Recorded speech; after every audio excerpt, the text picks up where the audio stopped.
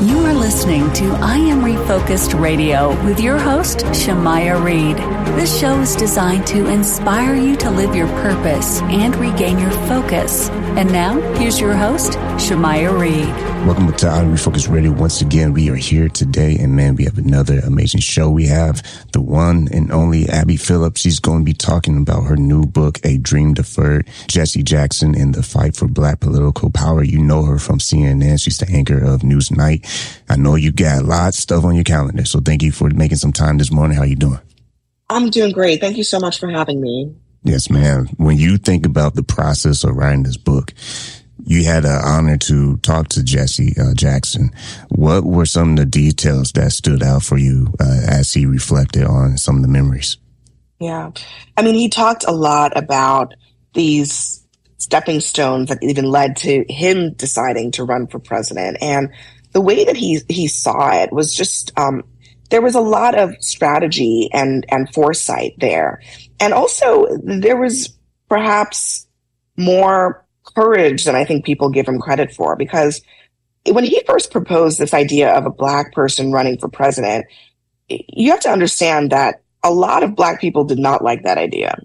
They thought it was a fool's errand. A lot of his peers who were elected officials, who were very prominent leaders, they did not like the idea and they refused to do it themselves. And I think that he saw something in the potential for using a presidential run to gain leverage that was actually very, it was very wise, and it really kind of got ahead of what would happen many decades later. And so the clarity with which he remembers those things and can really explain and break it down was really impressive. I mean, I spoke to him over the last 4 years or so.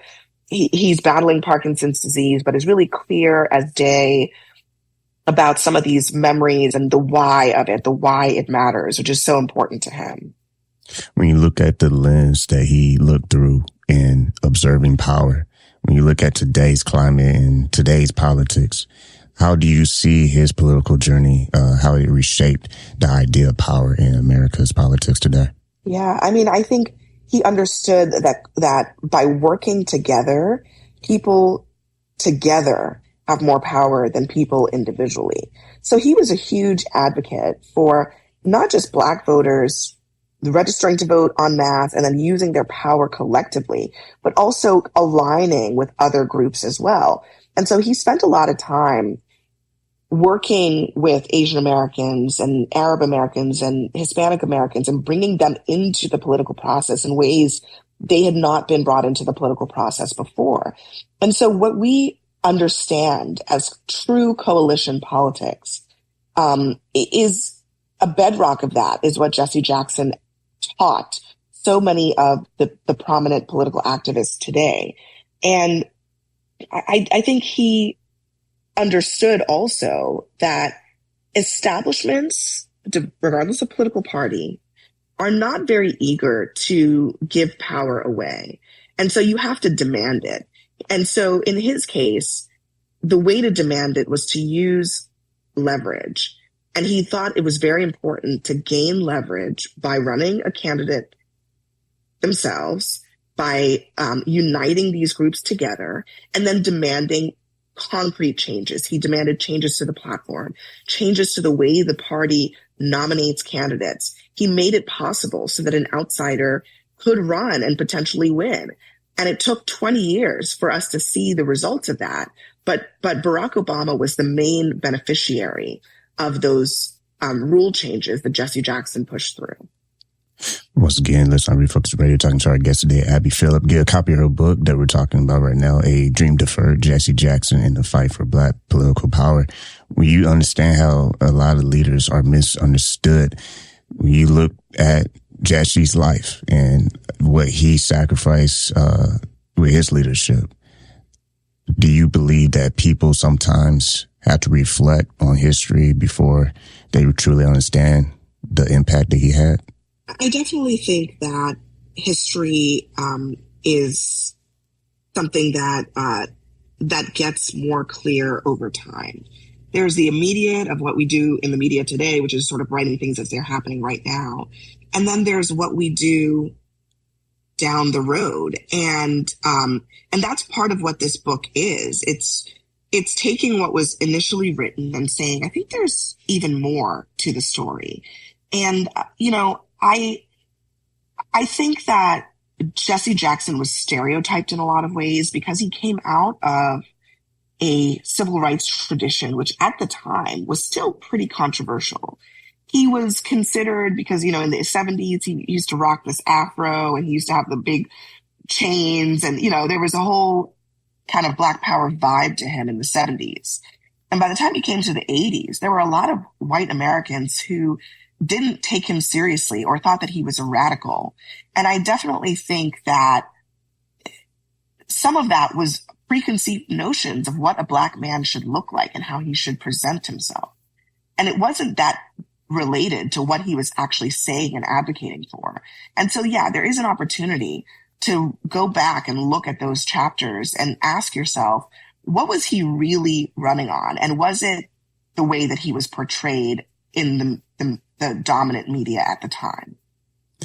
When you look how Jesse Jackson, how he united workers, students, and communities across race and class, what made his approach to the power so groundbreaking? I think that he was unafraid to be in opposition to the establishment. He was running within a political party, but he was running against a political party at the same time.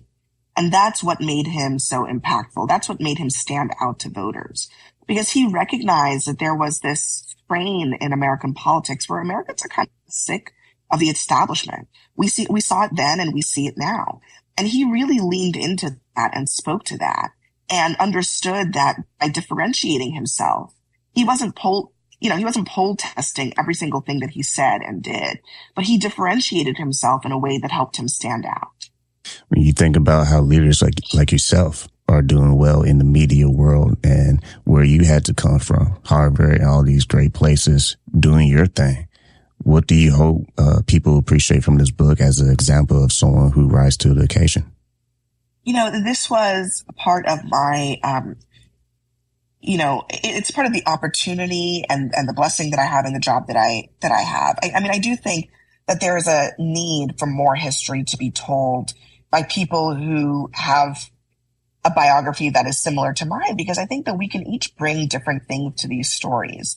I think that I can approach the story a little bit differently from other people, centering different voices in this narrative. And that's part of what I was trying to do, which is to talk to different types of people and listen to them and reflect their memories and views in these pages. And so I do think that the lesson, if there's anything to be taken away, is that every person has a unique perspective that they can bring to their craft. And that perspective is needed. And you should lean into that and do it, because somebody else out there is going to see themselves reflected in the work that you're doing as well. We've been talking to Abby Phillip. Get a copy of her book right now, A Dream Deferred, Jesse Jackson in the Fight for Black Political Power. Like always, I want to say thanks to you for your time this morning. Thank you so much.